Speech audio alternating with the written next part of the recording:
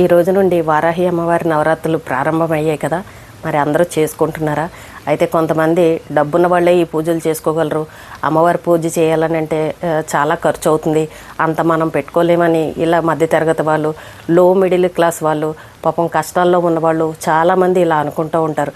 చూడండి, అమ్మవారికి పూజ చేయాలని అంటే ఆర్భాటంగా 10,000 రూపాయలు పట్టు చీర కట్టుకొని ఒళ్ళంతా మేకప్లు వేసుకొని 9 రకాల ప్రసాదాలు పెట్టి ఇవన్నీ ఎక్కడ కూడా అమ్మవారికి కోరుకోలేదు. మీకున్న స్థాయిలో మీ స్తోమతకు తగ్గట్టు చక్కగా అమ్మవారి ఫోటో పెట్టుకొని మీ చేత్తో స్వయంగా చేసింది ఒక పరమన్నమో, ఒక పులిహార, ఒక దద్దోజనమో ఏదో ఒకటి అమ్మవారికి పెట్టి చక్కగా అమ్మవారి పూజ చేసుకోండి. కానీ డబ్బున్న వాళ్ళే ఈ పూజ చేసుకుంటారని మనసులో చేసుకోవాలనే ఆశ ఉన్నా సరే పూజ చేసుకోకుండా అలా నిరాశగా ఉండేవాళ్ళు చాలామంది కనబడుతూ ఉంటారు.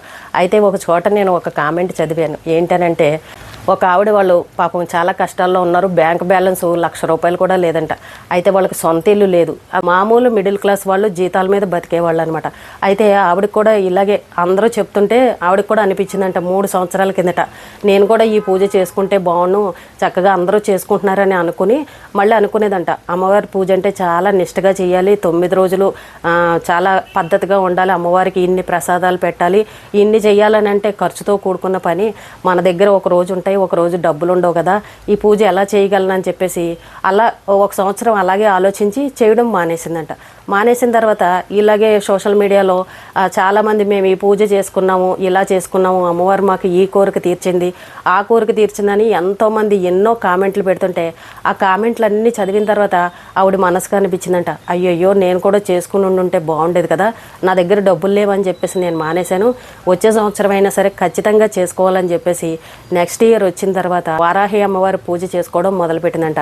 సోషల్ మీడియాలో మన గురువుగారులు చెప్తూ ఉంటారు కదా, ఇలా చిత్రపటం పెట్టుకుని చక్కగా ఒక 10 నిమిషాల్లో సింపుల్గా పూజ చేసుకోండి, ఆర్భాటంగా అని చెయ్యాలని ఏమీ లేదు, అమ్మవారికి ఏది పెట్టినా సరే సంతోషంగా స్వీకరిస్తుందని ఇలాంటి వీడియోలన్నీ ఆవిడ చూసి ఆవిడ ఒక ఫోటో పెట్టుకుని సింపుల్గా పూజ చేసుకుని రోజు ఒక్క ప్రసాదం చేసి అమ్మవారికి నైవేద్యం పెట్టి 2 అరటిపళ్ళు పెట్టి చక్కగా లలితా సహస్రనామాలని అమ్మవారికి వారాహి అమ్మవారి స్తోత్రాలు ఏవైతే ఉన్నాయో అవన్నీ చదువుకుని చక్కగా పూజ చేసుకుందంట. ఆ పూజ చేసుకున్న తర్వాత 2 నెలలకి వాళ్ళు సొంత ఇల్లు కొనుక్కున్నారంట. నా బ్యాంక్ బ్యాలెన్స్లో కనీసం 1,00,000 రూపాయలు కూడా లేవు కదా, అసలు నాకు సొంత ఇల్లు కొనుక్కోవడం అసలు అది సాధ్యమయ్యే పనేనా, అయినా సరే మేము సొంత ఇల్లు కొనుక్కున్నాము, నిజంగా అది అమ్మవారి దయ్య అనిపించింది, నిజంగా వారాహి అమ్మవారి మహత్యం నాకు చాలా కనబడిందని చెప్పేసి అందులో ఒక కామెంట్ని చదివాను. మన సోషల్ మీడియాలో ఏంటంటే కొన్ని ఆర్భాటాలు చూపించేస్తున్నారు ప్రమోషన్ల కోసం.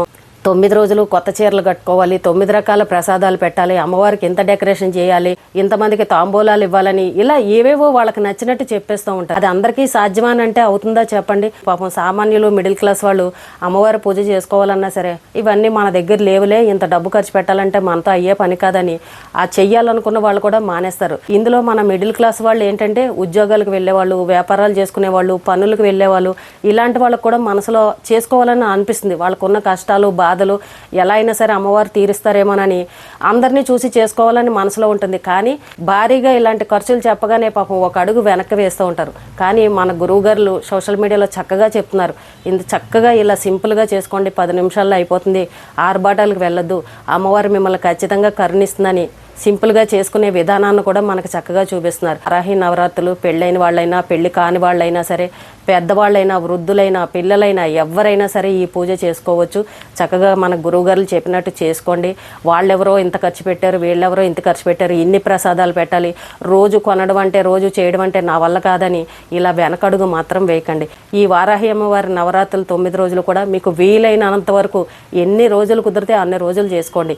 ఆడవాళ్ళకి ఏంటంటే కొంతమందికి నెలసర్లు అవి ఉంటాయి కాబట్టి కొన్ని రోజులు కుదరకపోవచ్చు, ఒక్కరోజు చేసుకున్నా సరే చాలా మంచిదని చెప్పేసి మన గురువుగారులు కూడా చెప్తున్నారు. కాబట్టి మనలో చాలామందికి ఏవో ఒకటి సమస్యలు ఉంటాయి, పెళ్లి కాలేదనో, లేకపోతే ఇంట్లో ఆర్థిక ఇబ్బందులు, కోర్టు వ్యవహారాలు, భార్యాభర్తల గొడవలు, అత్తాకోళ్ల గొడవలు, ఏవో కుటుంబ తగాదాలు, సమస్యలు, కష్టాలు, ఇంకా ఒకటి కాదు చాలా ఉంటాయి. అలాంటి కష్టాల్లో ఉన్న వాళ్ళందరూ కూడా ముందు మనం భగవంతుడినే నమ్ముకోవాలి. అమ్మవారి పాదాలు పట్టుకుని చక్కగా మీకున్న కష్టాలన్నీ చెప్పుకోండి. ఈ రోజు కాకపోయినా ఇంకొక రోజు అయినా సరే మీ కష్టాలని ఖచ్చితంగా అమ్మవారు తీరుస్తారు. ఈ పూజే కాదండి, ఏ పూజ చేసినా సరే ఆర్భటంగా చేయమని ఎక్కడా లేదు, ఏ శాస్త్రాల్లోనూ లేదు. ఇవన్నీ ఏంటంటే సోషల్ మీడియా వచ్చిన తర్వాత ఎవరికి నచ్చినట్టు వాళ్ళు ప్రమోషన్ల కోసం, వీడియోల కోసం ఏవేవో ఏవేవో ఓవర్ యాక్షన్లు చేస్తూ ఉంటారు.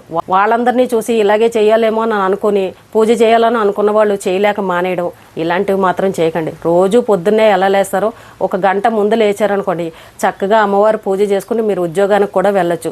పిల్లలు ఉన్న వాళ్ళు కూడా అంతే. అయ్యో 2 పిల్లలు ఉన్నారు, చంటి పిల్లలు ఉన్నారు, నాకు పూజ చేయడానికి వీలు పడదని అనుకుంటే రోజు లేచే సమయానికి ఇంకొంచెం ఒక గంట ముందు లేచారనుకోండి, చక్కగా అన్ని పనులు అయిపోతాయి. లేదు అని అంటే సాయంత్రం పూట చక్కగా చేసుకోండి. ఎప్పుడు చేసుకున్నా అమ్మవారు కాదని అనరు కదా. మిడిల్ క్లాస్ వాళ్ళైనా సరే, లో మిడిల్ క్లాస్ వాళ్ళైనా సరే ఈ పూజకి చాలా భారీగా ఖర్చు అవుతుందని వెనకడుగు వేయకుండా చక్కగా సింపుల్గా మీకున్న దాంట్లో అమ్మవారికి ఏదో ఒకటి నైవేద్యం పెట్టుకుని ఒక గంట సేపు ప్రశాంతంగా పూజ చేసుకోండి.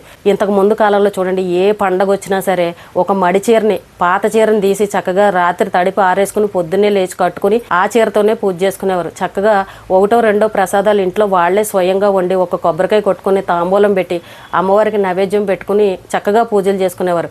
దొడ్లో ఏ పువ్వులు పూస్తే ఆ పువ్వుల్ని కోసి తెచ్చుకొని ఆ మందార పువ్వులు, తెల్ల పువ్వులు, ఆ గన్నేరు పువ్వులు, ఏ పువ్వులు ఉంటే ఆ పువ్వుల్ని అమ్మవారికి పెట్టుకొని చక్కగా సింపుల్గా పూజ చేసుకునేవారు. అప్పటి కాలంలో ఇన్ని ఆర్భాటాలు ఉన్నాయో చెప్పండి. ఇప్పుడు ఈ సోషల్ మీడియా వచ్చాక ఏంటో అమ్మవారి పూజ చేయాలని అంటే వెనకాల అంతా డెకరేషన్లు, జర్మన్ సిల్వర్ వస్తువులు, ఒంటి నిండా 1 గ్రామ్ గోల్డ్ నగలు, వర్క్ బ్లౌజులు, పట్టు చీరలు, ఏంటి ఇవన్నీ అమ్మవారు అడిగారా చెప్పండి?